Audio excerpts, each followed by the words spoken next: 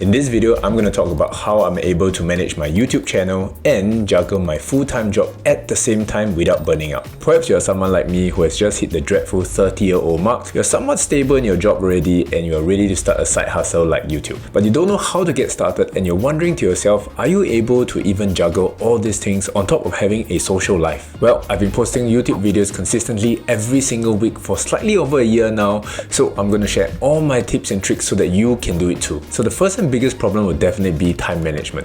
You guys are probably thinking, how in the world can I possibly squeeze time throughout the week into starting a YouTube channel and posting videos consistently every single week? Well, there's no fancy answer for this. You really need to dedicate more leisure time outside of work in order to work on your YouTube channel. So to find out exactly how much time you need, you first need to break down the steps into posting a YouTube video. So there are 5 main steps, which are idea generation, scripting, filming, editing, and post-production. So I've said this so many times now that I can just kind of name them off the top of my head. But as a start, it'll be a good gauge to say that each of these parts will take roughly about an hour for each of them. So that means that you need to dedicate at least 5 hours of work every single week in order to produce a YouTube video. So the system that I'm following right now to create my YouTube channel is called the Ideal Week, and it was taught to me by Ali Abdal. So it basically means breaking down my entire week into reasonable chunks so that I can plan when I'm going to work on my YouTube channel. So this is how an average week will look like for me. Mondays, which is today actually, which is a filming day for me, which is why I'm filming this video. Tuesdays, Wednesdays, and Thursdays are usually what I do in terms of idea generation, scripting, making of thumbnails, and reviewing the video that my editor has edited and giving feedback back to him. I also use Fridays and Saturdays to catch up on any work that I was not able to fulfill on those days itself, so that at least I'm able to consistently get out one video every single week itself. You guys who are just started, you probably wouldn't have an editor, but if you can afford it, definitely get an editor. But if you're doing editing yourself, you probably need to allocate a little bit more time in order to do so. This is how I've broken down all the different steps into making a YouTube video, and I've split them into day by day, and so that hopefully at the end of the week itself, I'm able to complete the entire YouTube video, and that is how I'm going to do it. So I usually dedicate 1 hour a day after my 9 to 5 job to work on my YouTube channel every single day. However, this is my secret time-saving hack. So throughout the day itself, you will definitely have pockets of time during our work that's totally wasted or idle. You probably spend this time talking to people, maybe snacking on food, or just walking around checking emails, probably doing stuff that is actually not so important just to pass the time. So for me, since I'm a physio, I usually have empty slots where I do not have patients, or if patients cancel on me last minute.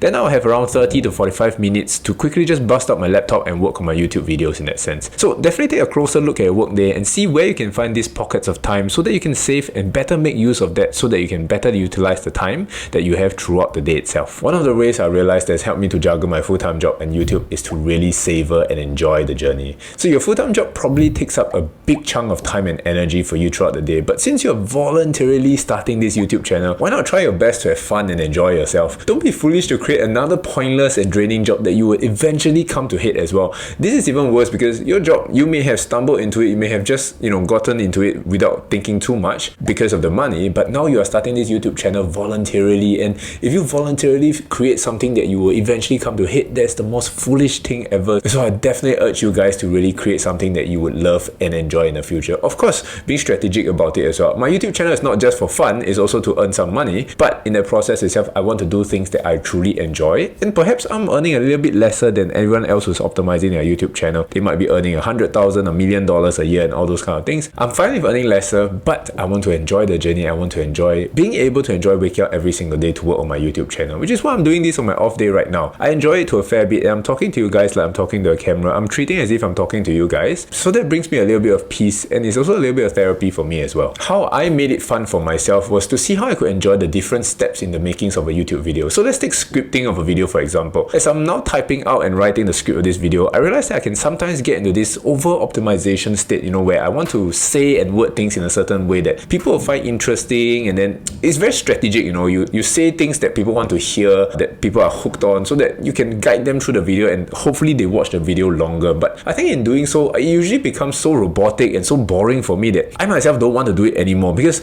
I need to follow this script where I just say everything that people want to hear, and it may not be exactly what I want to say. I want to say exactly what I want to say whenever I want to say it. So this is how I'm going to craft my YouTube channel itself. I may not be over-optimizing for the best result, but it's going to be optimized for myself to have fun. And what's fun for me is that when I inject small amounts of humor into my script, whenever I just say whatever I want and I crack jokes in my videos, basically not taking the whole process too serious and just having fun. I also do enjoy the filming process whenever I can sometimes just just, just go off script. You can see me whenever I go off script is when I'm looking away as well. I just go off script and I just rant and ramble about whatever I want to say and whatever that comes into my head. And that's actually a really nice feeling because I'm able to get out all these feelings, and YouTube is my creative outlet where I can just let loose and say whatever that I want. This can of course become a very therapeutic experience as well, as it becomes a very vulnerable moment for me and I just talk about my real inner thoughts. The audience will also resonate better with me because I'm being authentic and I also feel better that I'm just voicing out my true inner authentic feelings. As you learn to enjoy yourself and have fun, you will feel that time passes very quickly and you get immersed in your work. With these kinds of energy, it can sometimes be quite energizing just by working on your YouTube channel, and it will help to prevent yourself from burning out as you're juggling all these things on your plate. One of the best ways to grow my YouTube channel and enjoy it more was also through setting up challenges to conquer throughout the way. I don't know if you guys realize this, but one of the most satisfying things in life is honestly to have a challenge or a goal that you find super interesting and you work towards it. The process of doing it and trying to achieve it will be one of the most exhilarating moments in your life. So take this YouTube channel for example. 4 months ago, I started this challenge to monetize my YouTube channel. Honestly, at the start of this video, I was giving you guys tips on how to post 1 video per week, but for that challenge itself, I was actually pumping out 2 videos per week